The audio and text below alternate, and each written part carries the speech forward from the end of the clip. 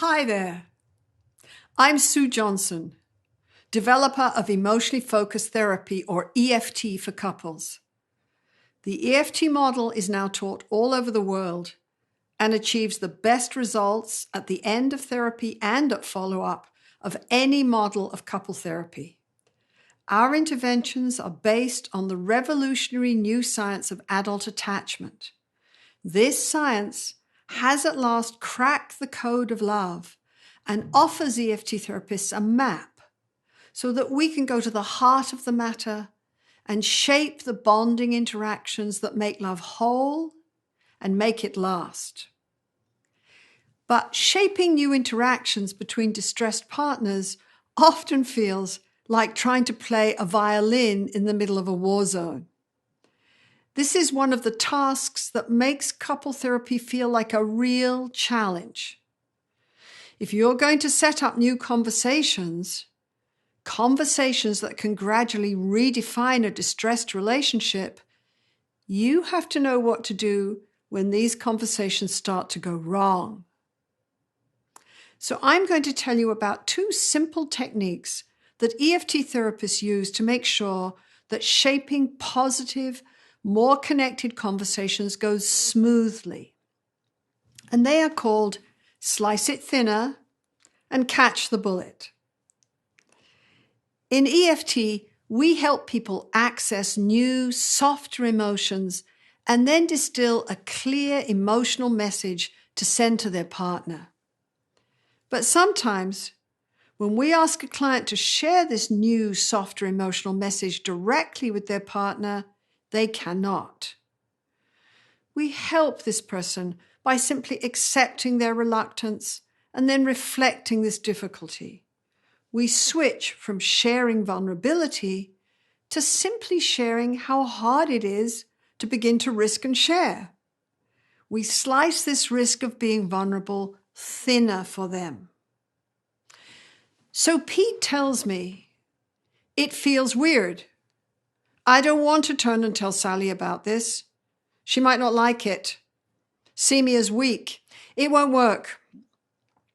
The therapist says, "So Sally has listened to us talking about this, how you get anxious around her anger, and then you shut down to deal with this anxiety.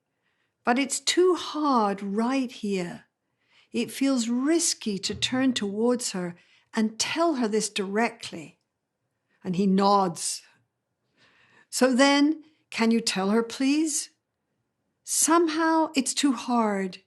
It doesn't feel safe to tell you to your face about how anxious I get when you get angry." Pete does this.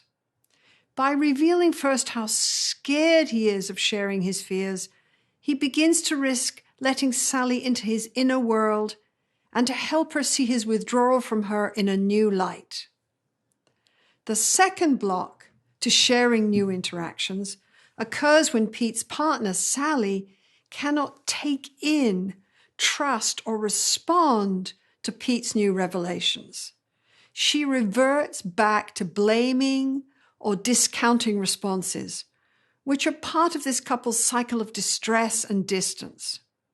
So in session, when Pete is really able to share how his fear of rejection by Sally comes up and overwhelms him, and the possibility for a new, open, empathic conversation is right there, Sally says, "I don't believe you.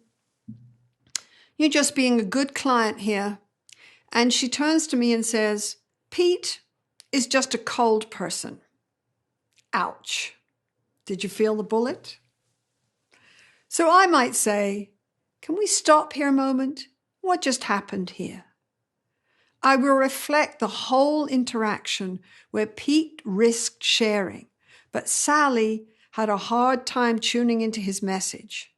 I will repeat Pete's message at least 4 times to make it explicit and help Sally begin to hear it through the buzz of her own anger and hurt.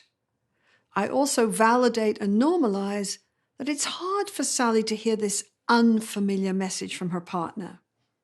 So I say, So it's really hard for you to hear Pete when he says. You usually make sense of his behavior by telling yourself that he's simply unfeeling. So then this message from him doesn't fit at all. You usually tell yourself he just doesn't care about your upset. So now when he says, it's hard to take that in. It's hard to imagine that there's this softer side of Pete and that he means it when he says, when he tells you. But your brain says that this cannot be real. You've been so hurt in this relationship. Yes, I understand. You are just not used to this message that he's afraid of your anger. It's strange. It's unfamiliar. Sally agrees with me. So I ask her, can you please tell him? It's hard to really hear you when you say this to me because the therapist has protected Pete from being discounted when he risks opening up and encouraged Sally to begin to struggle with her ability to see Pete's vulnerability and respond to it. In every session of EFT, small, successful moments of reach and respond begin to de-escalate negative patterns of interaction and build moments of safe connection that later will flower into what we call hold me tight conversations. Conversations that build a more secure bond, the kind of bond we are all longing for, the kind of bond that we all need.